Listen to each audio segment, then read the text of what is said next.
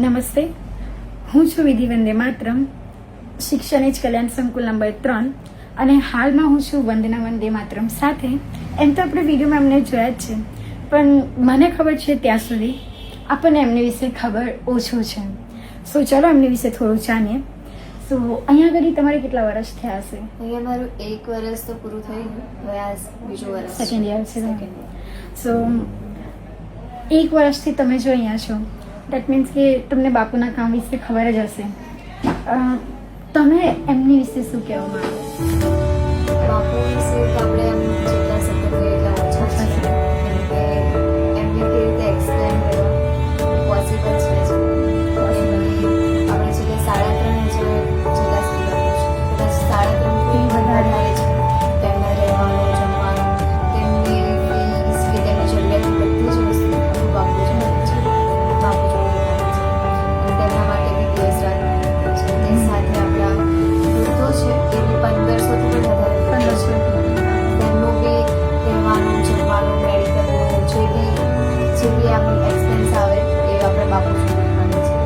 તેના માટે દિવસ રાત મહેનત કરતા છે. તો આટલું બધું તો બીજા માટે કોણ કરી શકે? કેમ કે આપણા ઘરમાં જો આપણા 4 જણ રહેતા હોઈએ તો એમાંથી જો એક છોકરું હોય આપણા ઘરમાં તો એને સ્ટડીનો ખર્ચો, રહેવાનો, જમવાનો ને બધું ઓલમોસ્ટ થતો જ હોય.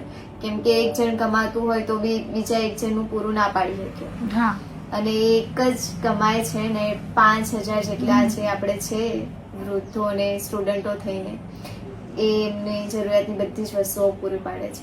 અને જ્યાં સુધી મને ખબર છે ત્યાં સુધી કે એક મિડલ ક્લાસ હજી બી કોઈ હદ સુધી મતલબ ખર્ચો ઉઠાવી શકે એક વિદ્યાર્થીનો, પણ જે માણસ ગરીબ છે, જેનો મતલબ કોઈ રોજગાર નહીં, એની માટે એકચ્યુઅલી પોસિબલ નહીં આ વસ્તુ. હા, સો એવા માણસોની બાપુ હેલ્પ કરે છે, એવા માણસોને હોધીને લાવે છે અને એ લોકોનો ભણાવવાનો ખર્ચો ઉઠાવે છે.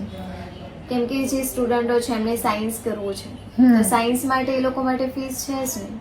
હા, કેમ કે મિડલ ક્લાસ છે એ કેવી રીતે ખર્ચો કરે છે. હા, તેવા આપણા ત્યાં મેડિકલના બી છે, પછી સાયન્સના બી સ્ટુડન્ટ છે, એન્જિનિયરના બી છે, અમુક જે છે ડોક્ટર, કોઈને મેડિકલ, abroad જવું છે. કોઈને અબ્રોડ જવું છે, એવા બહુ બધા છે. તેનું બધી જ વસ્તુ આપણે બાપુ જ પૂરું પાડે છે. હા. સો આ વિડીયોમાં બસ આટલું. હવે મળીએ નેક્સ્ટ વિડીયોમાં. So thank you so much.